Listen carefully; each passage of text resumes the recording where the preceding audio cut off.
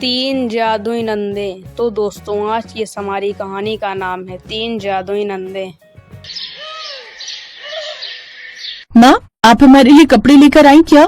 सबर कर, जरा भी लाती हूँ, अंदर अलमारी में रखे हैं लाकर।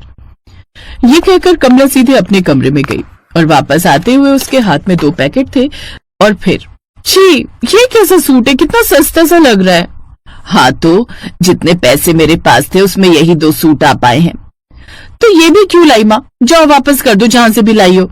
दीदी ऐसा नहीं कहते, आप एक बार पहन कर तो देखो। तो चुप कर, तू ही पहन लेना इसे, क्योंकि मैं तो इसे नहीं पहनने वाली। तभी प्रिया ने अपनी माँ से कहा, माँ आप चिंता मत करो, अभी दीदी गुस्से में है, थोड़ी देर बाद जब गुस्सा ठंडा हो जाएगा तो अपने आप सब ठीक हो जाएगा। ऐसे वक्त गुजरता गया और फिर एक दिन, माँ आपको सिद्धार्थ कैसा लगा? अच्छा लगा, लेकिन बेटा हम लोग उनकी बराबरी नहीं कर सकते, बहुत अमीर घर से है वो। तभी तो मैंने उसे चुना है माँ, पता है कितना पैसा है उसके पापा के पास। आप देखना आपकी बेटी राज करेगी राज। और मैं तो कहती हूँ प्रिया तू भी कोई अमीर लड़का फंसा ले। अब मेरा मतलब है कि पसंद कर ले। माँ की जिंदगी तो गरीबी में गुजर गई, कम से कम हम तो अपना भविष्य संवार ले। ये कैसी बातें कर रही हो दीदी? आपने भले ही सिद्धार्थ जी के पैसे देखकर उन्हें पसंद किया है, लेकिन मैं तो वहीं शादी करूंगी जहां मेरी माँ मेरा रिश्ता तय करेंगी। और रही बात भविष्य की, तो वो तो ऊपर वाला देखता है दीदी। अरे ऊपर वाला कुछ नहीं देखता, लेकिन मैं जरूर देखूंगी कि माँ तेरी शादी किस राजकुमार से करती है और वो कौन सी बैलगाड़ी से विदा कराने आता है तुझे। कुछ दिनों बाद रिया और सिद्धार्थ की शादी हो गई। रिया वाकई अमीर हो गई थी और अपनी माँ और छोटी बहन के सामने अपनी इस अमीरी को जताने का वो एक भी मौका नहीं छोड़ती थी। माँ ये देखो, मैं तुम्हारे लिए नई साड़ी लेकर आई हूँ, और प्रिया ये ले तेरे लिए सूट, पता है पूरे 1500 का है। अब जब मैं इतने महंगे कपड़े पहनती हूँ तो कुछ भला तो तेरा भी होना ही चाहिए। थैंक यू दीदी। अरे थैंक यू छोड़, और जल्दी से मेरी तरह कोई अमीर लड़के से सेटिंग बिठा ले। अब तेरा होने वाला पति मेरे ससुराल भी तो आएगा ही, तो इस बात का भी ख्याल रखना जरा। ऐसे कुछ और साल बीत गए और फिर कमला ने प्रिया की शादी आकाश से तय कर दी। आकाश बहुत ही अच्छा और संस्कारी लड़का था। और फिर शादी के बाद ससुराल में, आपका स्वागत है भाभी। वाह भाभी आप तो बहुत सुंदर हो। सच में भैया किस्मत खुल गई आपकी तो। अपनी तीनों नंदों की बात सुनकर प्रिया शर्मा गई। उसकी तीनों नंदे मेघना, मोहिनी और मेघा बहुत प्यारी थी। भाभी आपसे बात करके बहुत अच्छा लगा, अब हम अपने कमरे में चलते। भैया को भी तो आपसे ढेर सारी बातें करनी होंगी ना। चुप कर शैतान कहीं की। अच्छा भाभी आपको किसी भी चीज की जरूरत हो तो मुझे आवाज दे देना। ठीक है, अब एक बात कहूँ?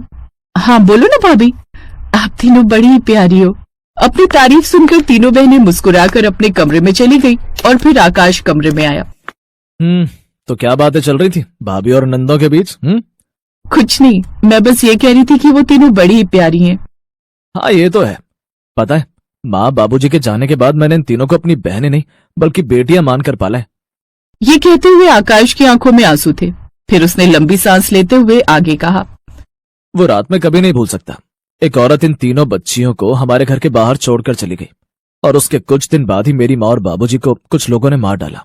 वो लोग कौन थे, कहाँ से आए थे, कुछ पता नहीं चला, लेकिन तब से तीनों ही मेरा परिवार बन गई। तो इसका मतलब ये आपकी सगी बहनें नहीं है? नहीं, पर ये तीनों मुझे अपनी जान से भी ज्यादा प्यारी हैं और ये तीनों भी मुझे ही अपना सब कुछ मानती हैं। वो मेघना है ना, पता है उसने बहुत जल्दी घर की सारी जिम्मेदारियां संभाल ली ताकि मैं अपने काम पर ध्यान लगा सकूं। फिर उसी ने दोनों छोटी बहनों को पाला। क्या बताऊं तुम्हें, बड़े कष्ट सहे हमने प्रिया। अब बस मैं आ गई हूँ ना, मैं इनकी भाभी नहीं बल्कि माँ बनकर रहूंगी, ये वादा करती हूँ आपसे। प्रिया की बात सुनकर आकाश को बड़ा सुकून मिला और प्रिया ने वाकई वही किया जैसा कहा था। प्रिया अपनी नंदों से ऐसे घुल मिल गई जैसे वो उन्हें कई सालों से जानती हो। फिर एक दिन प्रिया के फोन पर उसकी बड़ी बहन रिया का कॉल आया। हेलो प्रिया, कैसी है तू? अच्छा सुन, वो श्वेता की शादी में चलना है ना? हाँ दीदी उसका फोन तो आया था, चलो तो फिर शादी में मुलाकात होती है। पर सुनना, मैं तो बड़ी कंफ्यूज हूँ यार, क्या पहनूं शादी में? वैसे तू क्या पहनेगी? मैं शादी की कई साड़ियां रखी हैं, उन्हीं में से कोई पहन लूंगी। मैंने कहा था ना किसी अमीर लड़के से शादी कर। अगर बात मान ली होती मेरी तो आज मेरी तरह तू भी नई नई साड़ी खरीद रही होती।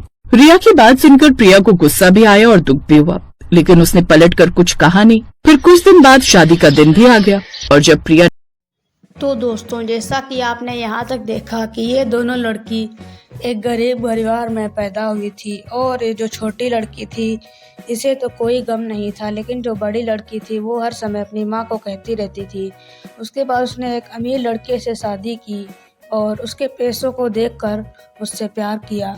उसके बाद छोटी बहन को भी वही बताया कि वो भी अमीर लड़के को फंसा ले और उससे शादी कर ले, लेकिन उसकी छोटी बहन ने ऐसा करने से मना कर दिया और एक अच्छे लड़के को देखकर उससे अच्छी तरीके से शादी कर लिया। दोस्तों, आगे देखते हैं क्या होता है। नहाकर बाहर निकली तो उसने देखा कि उसके बिस्तर पर एक बिल्कुल नया और काफी महंगा लहंगा रखा हुआ था। ये लहंगा ये किसका है और यहाँ कौन लाया? ये आपके लिए है भाभी, भैया ने भिजवाया है। बोला है कि आप इसे पहनकर ही जाना अपनी सहेली की शादी में। अरे पर ये तो बहुत महंगा लग रहा है। अब ये तो भैया ही जाने। वैसे एक बात तो साबित हो गई कि वो आपसे प्यार बहुत करते हैं। उस लहंगे को देखकर प्रिया बहुत खुश हुई, लेकिन शादी में उसे इतना बढ़िया लहंगा पहने देखकर रिया की आंखें तो फटी की फटी रह गई। ऊपर से वहाँ हर औरत प्रिया के लहंगे की तारीफ कर रही थी। ये सब रिया से देखा नहीं गया और उसने चिढ़ते हुए प्रिया से कहा, अरे प्रिया, तू तो बड़ी सुंदर लग रही है। वैसे इतना महंगा लहंगा किराए पर लिया है या फिर इसे खरीदने के लिए कहीं तेरे पति ने अपनी किडनी विडनी तो नहीं भेज दी ना? रिया की बात सुनकर वहाँ मौजूद औरतें हंसने लगी, जबकि इस बात पर प्रिया को बहुत गुस्सा आया और वो वहाँ से बिना कुछ कहे चली गई। रिया की अच्छी खासी बेइज्जती हो चुकी थी जो उससे बर्दाश्त नहीं हो रही थी। इस बात से रिया इतना गुस्सा हुई कि उसने अपनी कार उठाई और प्रिया के ससुराल की तरफ बढ़ गई। वहाँ पहुँचते ही उसने गुस्से में प्रिया के घर में आग लगा दी। तभी आग देखकर, हैं? ये आग कैसे लग गई? तुम सब जल्दी बाहर निकलो। हे भगवान, आग तो हर तरफ फैल गई है, बाहर निकलने का कोई रास्ता नहीं है। हे भगवान, चाहे मेरी जान ले लो लेकिन मेरी नंदो को बचा लो। प्रिया भगवान से प्रार्थना कर रही थी और उधर बाहर रिया जोर जोर से हंस रही थी। तभी मेघना ने मोहिनी और मेघा को कुछ इशारा किया। मेघा ने फौरन आंखें बंद की और फिर पूरे घर के ऊपर जोर से बारिश होने लगी, जिससे कुछ ही पलों में आग बुझ गई। और फिर मोहिनी ने अपने लंबे हाथों से सीधे रिया का गला पकड़ लिया। ये क्या? ये सब तुम सब? हम तीनों बहनें परियां हैं। हमारी माँ ने एक शैतान के डर से ही हम सबको आकाश भैया के घर छोड़ दिया था और फिर बाद में उसी शैतान ने हमें और आकाश भैया को अनाथ बना दिया। तब आकाश भैया ने हमें पाला और अब हम अपनी भाभी की जान लेने की कोशिश करने वाली इस औरत को नहीं छोड़ेंगे। मोहिनी, छोड़ दो दीदी को, हम फिर से अपना घर बना लेंगे। इन्हें सबक मिल गया है। मेरी बेइज्जती करनी चली थी और खुद सबके सामने अपमानित हुई। दीदी चली जाओ यहाँ से, इससे पहले कि मैं इन्हें रोक न सकूं। इतना सुनते ही रिया गिरती पड़ती वहाँ से भाग निकली और फिर प्रिया को कभी किसी ने परेशान नहीं किया। तो दोस्तों, जैसा कि आपने यहाँ तक देखा कि कैसे ये इसके पति ने इसको एक लहंगा दिलाया और वो उसे पाकर बहुत ज़्यादा खुश हुई और वही लहंगा पहनकर अपनी सहेली की शादी में गई। तो इसकी बड़ी बहन ने, जो बहुत ज़्यादा अमीर थी, वो भी देखकर चौंक गई और इसका उल्टे सीधे तरीके से मजाक उड़ाने लगी। उसके बाद उसने उसके घर में भी आग लगा दिया। फिर उसके घर में जो उसकी नंदे थी उसने उसको सबक सिखाया और वापस घर भेज दिया।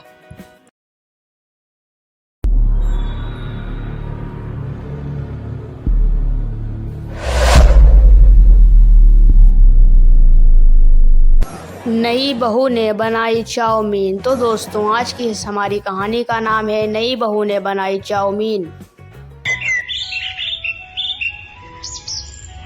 सुलेखा की शादी के 2 दिन बीत गए हैं। नया ससुराल उसे अच्छा लगने लगा है। इन 2 दिनों में उससे सभी ने प्यार से बात की है और उसका पति सुरेश तो उसके प्यार में दीवाना है। सुलेखा सपनों की जिंदगी जी रही है, लेकिन रात को उसका पति उससे कहता है, सुलेखा, आज 2 दिन हो गए हैं हमारी शादी को, तुमने अभी तक रसोई में कदम ही नहीं रखा। वो जी, नया घर है ना, इसीलिए सब कुछ समझने में थोड़ा समय लग रहा है। मैं बहुत जल्दी रसोई में जाऊंगी, आप चिंता मत कीजिए। बहुत जल्दी नहीं, तुम कल ही रसोई में जाओगी और नाश्ते में चाउमीन बनाओगी। तुम्हें जिस दिन हम देखने गए थे उस दिन चाउमीन बहुत बढ़िया बनाई थी तुमने, कल वही बनाना, ठीक है? ये सुनकर सुलेखा घबरा गई। वो मन ही मन सोचने लगी, अरे अब क्या बोलूं इन्हें क्या पता कि मुझे खाना बनाना ही नहीं आता। सुलेखा उसी दिन के बारे में सोचने लगी। असल में उसने खाना बनाना कभी सीखा ही नहीं था, लेकिन उसकी माँ ने उससे कहा, आज तुझे देखने लड़के वाले आ रहे हैं। वो लोग अगर खाना बनाने के बारे में पूछे तो बोलना कि तुझे सब कुछ बनाना आता है। ठीक है माँ। सुलेखा सज धज कर लड़के वालों के सामने बैठ गई। सुलेखा की माँ ने रेस्टोरेंट से खाना मंगाकर उनके सामने रख दिया। तब बिमला ने कहा, अरे बाप रे, इतना सारा खाना। हाँ जी, सब कुछ मेरी बेटी ने अपने हाथों से बनाया है, खाकर देखिए। रेस्टोरेंट का चाउमीन बहुत अच्छा था। चाउमीन खाकर सभी सुलेखा की बहुत तारीफ करने लगे। वाह, चाउमीन तो बहुत स्वादिष्ट है। मुझे चाउमीन बहुत पसंद है। हाँ बेटा, अब तुझे हर रोज चाउमीन खाने को मिलेगा, बस एक बार ये शादी हो जाए। और शादी हो भी गई। अब सुरेश चाउमीन खाने के लिए जिद करने लगा। अगले दिन सुबह सुलेखा नींद से उठी और उसकी जेठानी ने उससे कहा, सुलेखा जल्दी से रसोई में जाओ और हमारे लिए चाउमीन बना कर लाओ, देवर जी कब से इंतजार कर रहे हैं। हाँ सुलेखा, जल्दी से चाउमीन बनाओ, पेट में चूहे दौड़ रहे हैं। सुलेखा पूरी तरह से घबरा गई। वो रसोई में चली गई और अपनी माँ को कॉल लगाया। क्या बात है बेटी, सुबह सुबह कॉल क्यों किया? सब कुछ ठीक तो है ना? नहीं माँ, गड़बड़ हो गई। ये लोग मुझे चाउमीन बनाने को कह रहे हैं। आपने उस दिन झूठ क्यों बोला था? झूठ नहीं बोलती तो तेरी शादी कैसे होती? तुझे खाना बनाना नहीं आता है, इस वजह से वो लोग तुझे कभी नहीं अपनाते। अब तो मैं भुगत रही हूँ ना माँ, अब मैं चाउमीन कैसे बनाऊँ आप ही बताइए। बहुत आसान है बेटी, पहले पैकेट से चाउमीन को निकालकर पानी में उबाल ले, उसके बाद सब्जियों को तेल में फ्राई कर ले, उसके बाद। तभी वहां सुलेखा की सास आ गई। सुलेखा को फोन काट देना पड़ा। क्या बहू, चाउमीन बना रही हो ना? बनाओ बनाओ, मेरे मुंह में पानी आ गया है। क्या जबरदस्त चाउमीन बनाई थी तुमने उस दिन। धन्यवाद माँ जी, लेकिन क्या तुम्हें कुछ मदद चाहिए क्या? नहीं नहीं, मदद की जरूरत नहीं है, मैं कर लूंगी। ठीक है बहू, अब जल्दी से बनाओ। ये कहकर बिमला चली गई। सुलेखा ने फोन की ओर देखा। फोन की बैटरी खत्म हो गई थी। अरे यार, ये भी कोई टाइम है बैटरी खत्म होने का? माँ ने क्या कहा था? चाउमीन को पानी में उबालना पड़ेगा। हाँ, मैं वही करती हूँ। सुलेखा के पसीने छूटने लगे, लेकिन सुलेखा ने हार नहीं मानी। उसने पैकेट से चाउमीन निकाली और उबलते हुए पानी में डाल दी। जब तक चाउमीन उबल रही है मैं सब्जी काट लेती हूँ, गाजर, बीन्स और प्याज। हाँ, इतना तो पता ही है मुझे। सुलेखा गाजर काटने के लिए तैयार हो गई। उसने एक हाथ में गाजर को पकड़ा और एक हाथ में चाकू को पकड़ा। वो जैसे ही गाजर को काटने गई, वैसे ही गाजर उसके हाथ से फिसल कर बर्तनों से टकरा गई। सारे बर्तन नीचे गिर गए। बर्तन गिरने की आवाज से बिमला और सावित्री वहां आ गई। क्या हुआ बहू, क्या हुआ? बर्तन कैसे गिर गए? तू ठीक तो है ना सुलेखा? हाँ दीदी, ठीक हूँ। वो माँ जी, बर्तन में हाथ लग गया था। आप चिंता मत कीजिए, आप लोग जाइए, मैं चाउमीन बनाकर लाती हूँ। बिमला और सावित्री चली गई। सुलेखा बहुत मुश्किल से गाजर काटने लगी। गाजर को उसने मोटा मोटा करके काट लिया। उसके बाद उसने उसी तरीके से बीन्स भी काट लिया। लेकिन उसके बाद जब वो प्याज काटने लगी तब उसके तोते उड़ गए। प्याज काटने की वजह से उसकी आंखें जलने लगी। उसकी आंखों से आंसू गिरने लगे। ये क्या हो रहा है मेरे साथ? इससे अच्छा तो मैं शादी से पहले खाना बनाना सीख लेती। मुझे घर जाना है, माँ मुझे ले चलो। लेकिन अब रो के क्या फायदा? शादी तो हो गई है ना, काम तो करना ही होगा, खाना भी बनाना ही होगा। यही सब सोचकर सुलेखा फिर से चाउमीन बनाने में लग गई। प्याज काटने के बाद उसका ध्यान उबलते हुए चाउमीन पर गया। इतनी देर से उसने चाउमीन पर ध्यान ही नहीं दिया था। उसने देखा वो चाउमीन ज्यादा पक गया है। अरे ये क्या, ये चाउमीन तो चाउमीन जैसा रहा ही नहीं, ये तो खीर जैसा लग रहा है। हे भगवान, मैं किसी काम की नहीं हूँ, मेरा क्या होगा? तभी बाहर से सुरेश चिल्लाया, सुलेखा और कितनी देर लगेगी? मुझे काम पर भी जाना है। लाती हूँ, बस 5 मिनट दीजिए। सुलेखा ने जैसे तैसे उसी ज्यादा पके हुए चाउमीन में सब्जियों को मिला दिया और उन्हें बिना कोई तेल मसाले के तेल में तल दिया। उससे जो चीज बनी उसे देखकर सुलेखा को ही उल्टी आ गई। ये तो दिखने में बिल्कुल गोबर जैसा है। हे प्रभु, आज मुझे बचा लो। चाउमीन लेकर सुलेखा रसोई से बाहर आई और खाने की टेबल पर रख दी। उसके दिल की धड़कन बढ़ गई। अरे वाह, क्या चाउमीन बनाई है तुमने? हाँ बहू, दिखने में तो बहुत सुंदर है, पता नहीं खाने में कितनी स्वादिष्ट होगी। चलिए माँ जी, शुरू करते हैं। तीनों चाउमीन खाने लगे। सुलेखा के दिल की धड़कन तेज हो गई। कैसी बनी है चाउमीन? बहुत स्वादिष्ट, तुम भी खाओ। रुक जाओ, मैं तुम्हें अपने हाथों से खिला देता हूँ। सुरेश ने अपने हाथों से सुलेखा को चाउमीन खिला दी और वो चाउमीन मुंह में जाते ही सुलेखा को नानी याद आ गई। उसने अपने मुंह से चाउमीन को थूक दिया।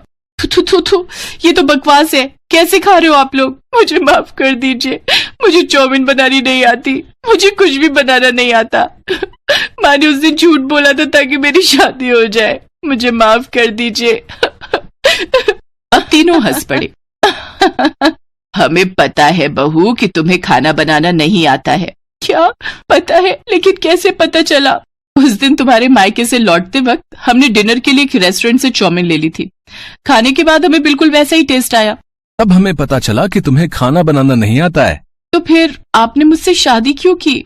बहू, खाना बनाना जरूरी होता है, लेकिन उसे शादी से पहले ही सीखना पड़ेगा, ये किसने कहा? शादी के बाद भी सीखा जा सकता है। तुम हमें बहुत पसंद आई थी सुलेखा, इसलिए हमने शादी के लिए हाँ बोल दिया था।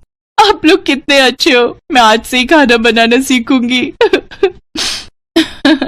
चलो सुलेखा, मैं तुम्हें सिखाऊंगी। सावित्री सुलेखा को खाना बनाना सिखाने लगी। कुछ ही दिनों में सुलेखा खाना बनाने में माहिर हो गई। सभी उससे बहुत प्यार करने लगे। वो बहुत स्वादिष्ट चाउमीन बनाने लगी और खुशी खुशी सबके साथ रहने लगी। तो दोस्तों, जैसा कि आपने इस कहानी में देखा कि कैसे इस लड़की की माँ ने झूठ बोलकर इसकी शादी इसके यहाँ करवा दी और इसको चाउमीन बनानी तक नहीं आती थी, और उसने वहाँ ऐसा दिखाया कि इसको बहुत सब कुछ बनाना आता है। उसके बाद इसकी शादी हो गई और जब ये यहाँ आई तो 2 दिन तो इसने कुछ नहीं बनाया, लेकिन तीसरे दिन इसके पति ने इसे मजबूर किया और कुछ खाने के लिए बनाने के लिए बोला। तो यह रसोई में गई और अपने माँ के पास फ़ोन किया तो इसकी बैटरी ख़त्म हो गई और इसके सासू माँ इसके सामने आ गई। उसके बाद ये अपने हाथों से ऐसे ही करके कुछ बनाने लगी और उल्टा सीधा खाना बनाकर उनके सामने पेश कर दिया। उसके बाद उन लोगों ने उन्हें खाया और उन्हें झूठ बोल दिया कि ये बहुत अच्छा है। उसके बाद जब इसने खाया तो उसको अच्छा नहीं लगा, तो उसने सारी बात उन लोगों को बता दी और उन लोगों से माफ़ी मांगी। तो उन लोगों ने कहा हमें पहले से ही पता था। इसके बाद ये दोनों खुशी खुशी से रहने लगे। दोस्तों, उसके बाद आप हमें लाइक करके चैनल को सब्सक्राइब कर लीजिए।